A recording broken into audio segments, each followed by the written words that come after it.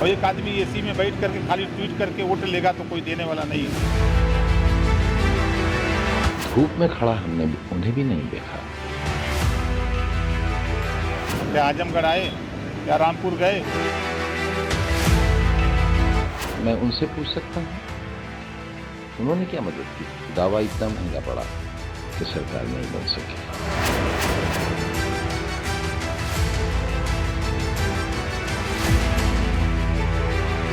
Samajwadi party की रार अब उस मोड़ पर आ खड़ी हुई है जहां शख्स वार करता है और दूसरा पलटवार। बीते दिनों से अखिलेश यादव पर हमलावर ओम प्रकाश राजभर ने एक बार फिर तंज कसा।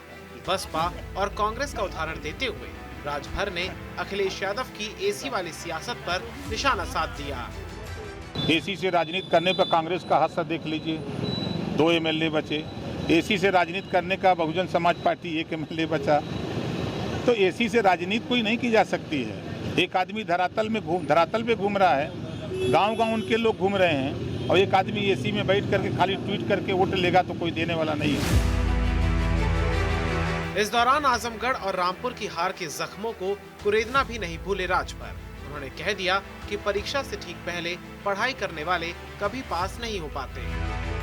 क्या आजमगढ़ आए, क्या रामपुर गए और 4.5 साल एसी में बैठ के मजा लिए, और 6 महीना रह गया तो जो आए परीक्षा देने तो गेस्ट पेपर पढ़ करके एक एग्जाम दे, और 1 साल भर पढ़ के तो साल भर वाला मेरिट ले आएगा, डिक्टेंशन ले आएगा, और गेस्ट पेपर पढ़ने वाला पास हो जाएगा।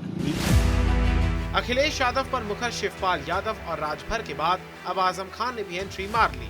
एसी और धूप के सवाल पर अपने अंदाज में राजभर पर तंज कसते हुए आजम खान ने कहा कि आज के समय में एसी आम बात हो गई है, लेकिन हमने धूप में तो राजभर को कभी नहीं देखा। सिर्फ आजम ही नहीं बल्कि आजम खान के बेटे अब्दुल्ला आजम खान ने भी ट्वीट के जरिए ओपी राजभर को सच बोलने की नसीहत दे डाली।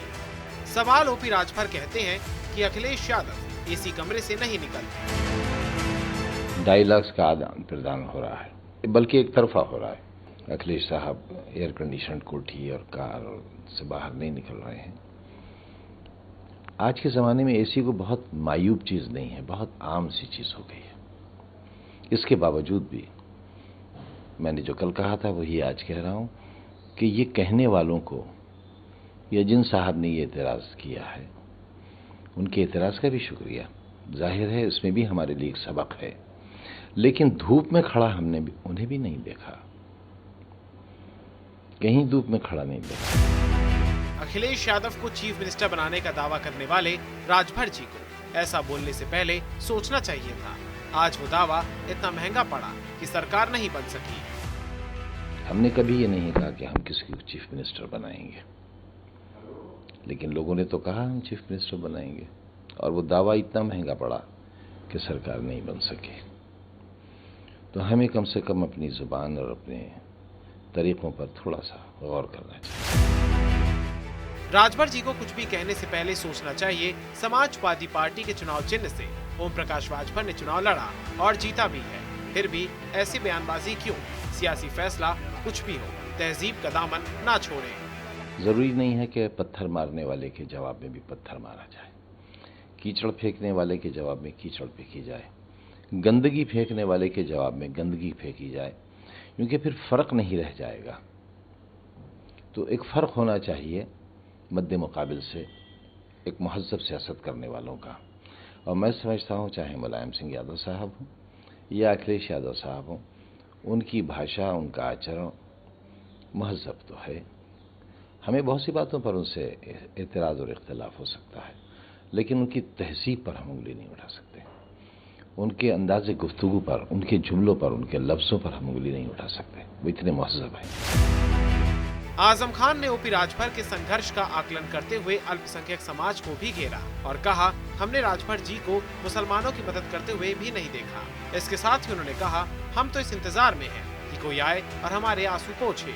कहीं उस पोजीशन में नहीं देखा जिससे ये साबित होता हो कि वो किसी मिसाल के तौर पर उन्होंने मुसलमानों की तरफ ये कहा कि मुसलमानों की कोई मदद नहीं कर रहा है। उनकी बात बहुत हद तक सही हो सकती है, लेकिन मैं उनसे पूछ सकता हूं, उन्होंने क्या मदद की चुनाव के दौरान? चुनाव के बाद अब आगे क्या मंसूबा है। तो हम तो इस इंतज़ार में बैठे हैं कि कोई आए और हमारे आंसू अपनी हथेली पर ले, कोई हमारे रास्ते के कांटे और अंगारे हटाए। समाजवादी पार्टी के विधायक आजम खान ने सुभाषपा अध्यक्ष को तहजीब का दामन न छोड़ने की भी सलाह दी। साथ ही कहा, सियासी फैसला कुछ भी हो सकता है। दुश्मनी जमकर करो, लेकिन ये गुंजाइश रहे, जब कभी हम दोस्त बन जाएं तो शर्मिंदा ना हो।